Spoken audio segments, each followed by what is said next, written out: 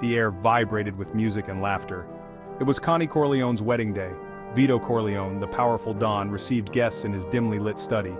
He listened intently to their requests, his face impassive. A calculating mind worked behind his piercing gaze. Power, respect, that was the Corleone way. Outside, the celebration raged. But inside, business went on. Vito weighed each plea carefully. He offered his protection, his influence.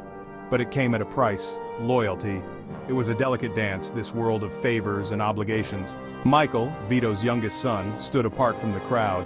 A decorated war hero, he wanted nothing to do with the family business. He loved his father, but he yearned for a different life. He dreamed of a future where the Corleone name meant something else, something clean.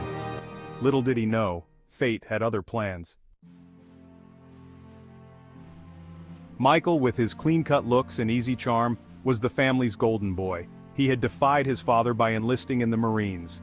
He came back a hero, decorated for bravery. This was not the path Vito had envisioned for his son. He had hoped Michael would be the one to legitimize the family. Michael tried to distance himself from the family's dark dealings. He brought his girlfriend Kay to the wedding. She was beautiful, innocent, a stark contrast to the world Michael was trying to escape. He wanted her to see him as he saw himself, a good man, untainted. But the shadow of the Corleone empire loomed large. No matter how hard Michael tried to deny it, it was in his blood. He was his father's son, and the world of organized crime had a way of pulling you back in. The wedding was in full swing. Johnny Fontaine, a famous singer and Vito's godson, approached the Don. His voice, usually smooth as silk, was laced with desperation. A powerful Hollywood producer was refusing to give him a role that could save his flagging career. Vito listened patiently. Fontaine was family, and family was everything. He promised to help, his voice a low rumble. A few well-placed words, a subtle threat, and the problem would disappear. That was how Vito Corleone operated. He was a man of influence, capable of bending even the strongest wills to his. This was the world Michael despised, a world of violence and corruption. He watched from a distance, a mixture of disgust and fascination twisting his gut. He couldn't deny the power his father wielded, the respect he commanded, but at what cost? A chill settled over the joyous atmosphere. The name Sollozzo hung in the air like a bad omen.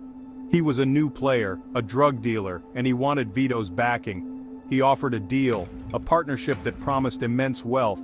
But Vito, with the wisdom of his years, saw the danger. Drugs were a dirty business. It would attract unwanted attention, destroy lives. Vito, despite his ruthlessness, had his own code. He refused Sollozzo. It was a decision that would have dire consequences. The world of organized crime was built on power, and power, once challenged, demanded a violent response. Luca Brasi, Vito's most trusted enforcer, went to meet Sollozzo. He was supposed to gather information, feel out the enemy. But the meeting was a trap. Luca, the brutal, the merciless, was caught off guard. His death sent shockwaves through the Corleone family. Section 5. The Hospital. The news of the attempted hit on Vito spread like wildfire, reaching every corner of the city within hours. Michael, his blood turning to ice, rushed to the hospital, his mind racing with fear and anger. He found his father, the invincible Don, lying pale and vulnerable in a hospital bed, a sight that shook him to his core. The sight ignited a fire in Michael's soul, a primal need to protect his own, to shield his family from further harm. The hospital was a chaotic scene, with doctors and nurses rushing around trying to maintain order amidst the turmoil. Police swarmed the area, but they were useless, their presence more of a formality than a real deterrent. Corrupt officials had been paid off, leaving the Don vulnerable to another attack, a fact that gnawed at Michael's conscience. Michael, his mind racing, took control of the situation, determined to protect his father at all costs. He moved his father to a different room, posted himself as a guard, his senses on high alert, ready for any threat. He wouldn't let them get to his father again, not while he still had breath in his body. Not while he still breathed, not while he had the strength to fight. The attack on Vito was a turning point for Michael. It shattered his illusions of a peaceful life away from the family business. The world he'd tried to escape had come crashing down around him, leaving him no choice but to confront it head-on. He could no longer remain on the sidelines. He had to act, to step into the role he had always avoided. He had to protect his family, to ensure their safety in a world filled with danger and betrayal.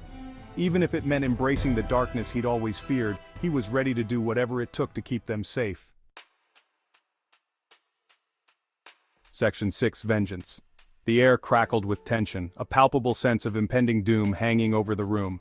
Michael, his face hardened with resolve, sat across from Sollozzo and McCluskey, the corrupt police captain. His eyes, cold and calculating, never wavered. They underestimated him, saw him as just a naive war hero, someone who could be easily manipulated. They had no idea what he was capable of, the lengths he would go to protect his family and their legacy. He was his father's son, after all, inheriting not just the name but the fierce loyalty and unyielding strength. With a calmness that belied the turmoil within him, Michael listened to their lies, their justifications, every word fueling his resolve. He knew they were responsible for the attempt on his father's life, the betrayal that nearly shattered his family. They had underestimated the Corleone family. They had underestimated him, a grave mistake that would cost them dearly, and now, they would pay. Michael's mind was set, his plan meticulously crafted.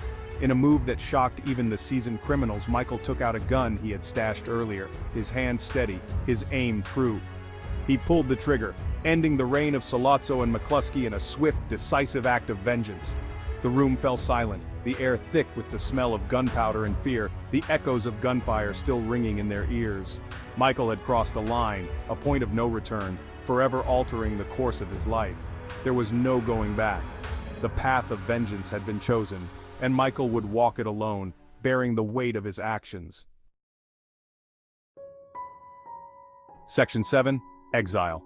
The streets of New York erupted in violence. The five families, sensing weakness in the wake of Vito's shooting, declared war on the Corleones. Sonny, Vito's hot-headed eldest son, retaliated with brutal force, but his rage made him reckless. Michael, now a marked man, was sent to Sicily, the Corleone family's ancestral home. He was to lay low, stay safe until the storm passed. Sicily was a land of beauty and tradition, a stark contrast to the concrete jungle of New York. But even here, violence was never far behind. Michael found himself drawn to the simple life, the warmth of the Sicilian people. He fell in love with Apollonia, a beautiful local woman. For a brief time he tasted peace, a sense of belonging he had never known. But fate, it seemed, had other plans. Section 8. Blood and Ashes. Tragedy struck again. Sonny, lured into a trap, was brutally murdered. The news reached Michael in Sicily, shattering his fragile peace. He grieved for his brother, his protector, his friend. But grief soon gave way to a cold, steely resolve. The Corleone family was in tatters. Vito, weakened by the attack and devastated by Sonny's death, was a shell of his former self. The five families circled, vultures picking at the carcass of an empire. It was time for Michael to return. He was the last hope, the heir apparent. He embraced his destiny. He had learned from his father, from the streets, from the ancient traditions of Sicily. He was no longer the naive idealist. He was Michael Corleone, a man forged in fire and blood, and he was ready to reclaim what was rightfully his. Section 9. The New Dawn. Michael returned to New York a changed man. The city, with its towering buildings and bustling streets, seemed different to him now. Gone was the war hero, the reluctant son who once sought a different path. The experiences of war had left an indelible mark on him. In his place stood a cold, calculating leader, a Don in the making. His eyes, once filled with hope, now bore the weight of his new responsibilities. He made peace with the five families, but it was a ruse, a cunning ploy to buy time. Michael knew that true power required patience and strategy. He had a plan, a vision for the future of the Corleone Empire. It wasn't just about survival, it was about transformation. He would legitimize the family business, move away from the violence and bloodshed that had defined their past. He envisioned a future where the Corleone name would be synonymous with respect and legitimacy, but first, he needed to tie up loose ends. The past had to be dealt with before he could move forward. He ordered the deaths of his enemies, those who had betrayed his family, those who threatened his future. It was a necessary evil, a step he had to take to secure his position. The baptism of Connie's son served as a bloody backdrop to Michael's ascension. The juxtaposition of innocence and violence was stark and chilling. While he held his godson, his capos carried out his orders. The sanctity of the church contrasted sharply with the brutality of his commands. Mo Green, the arrogant casino owner, was executed. His death was a message to all who dared to oppose Michael. The heads of the five families met their end in a storm of bullets. It was a decisive move, one that solidified Michael's dominance. The Corleone family was back on top, more powerful than ever before. Michael's strategic brilliance had paid off. Michael, his face an impassive mask, watched as his enemies fell. He had achieved what he set out to do, but at what cost? He had embraced the darkness, become the very thing he had despised. The transformation was complete, but it left him hollow. He was the new Don, a man of immense power, feared and respected. His authority was unquestioned, his rule absolute. He had won the war, but at a terrible cost. The price of power was steep, and Michael paid it with his soul. He was alone, his soul stained with blood. The weight of his actions bore heavily on him, isolating him from those he loved.